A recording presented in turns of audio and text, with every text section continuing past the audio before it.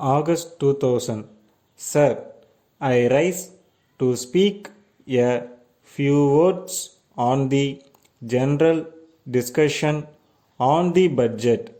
At the outset, I must express my gratitude to all the honorable members from both sides of the House who have spoken during the discussion. Honorable members, I am sure, will be able to appreciate the fact that a large number of suggestions have been made which pertain to the state government. I hope and trust that you will all agree that I will not be able to reply to matters which are outside my purview. I would therefore like to refer to some of the proposals contained in the budget presented to this House. I would also briefly speak about the matters that some members have spoken about.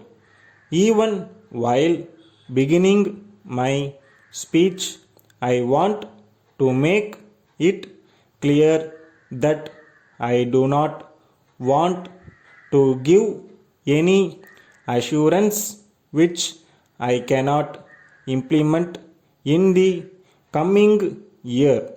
However, I assure you that all your views will be examined in detail and wherever possible remedial measures will be taken.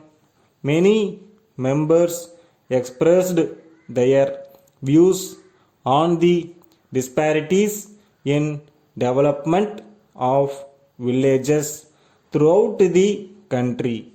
I am of the opinion that even though the central government implements many schemes for the welfare of the people, the role of the state government is also very important. I would like to bring to your kind notice that the disparity therefore is due to performance of the respective state governments and not due to lack of attention by the central government.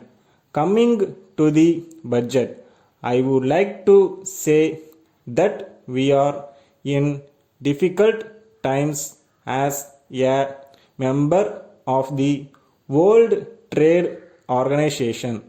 India will continue to talk with other nations and ensure that the commercial interests of India are not affected.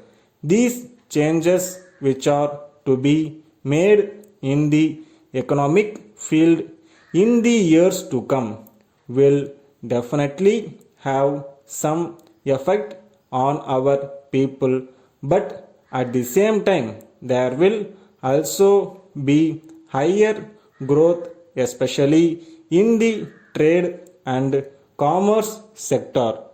The proposals in this year's budget have been formulated taking into consideration the changes that have to be made in our economic front in the next few years. I am happy to inform you that this year our agricultural production is very high in many parts of the country.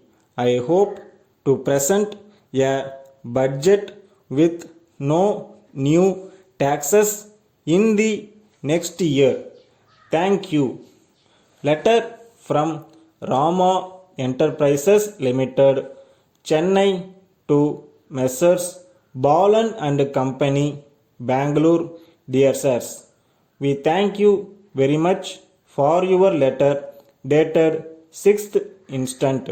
However, we were surprised to note that you have included in the list of materials sent some items which have not been ordered by us. In this connection, we would like to bring to your kind attention our purchase order sent last month, giving the details of our requirement. We sincerely hope and trust that the mistake would be rectified. We are pleased to inform you that our directors have agreed for the payment of advance amount requested by you. We will be glad if you could also extend some discount in the case of bulk purchases. We would like to bring to your notice that the transport company which brings us the products always delivers them late at our premises. We would be thankful if you could supply through some other transporter. Yours faithfully.